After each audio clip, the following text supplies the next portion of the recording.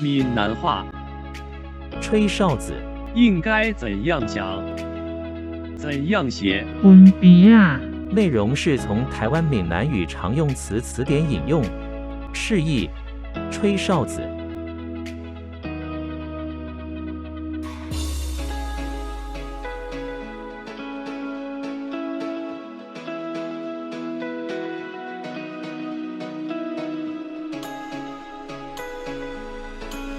放学时，负责维护交通安全的老师站在路口吹着哨子，要学生们注意安全。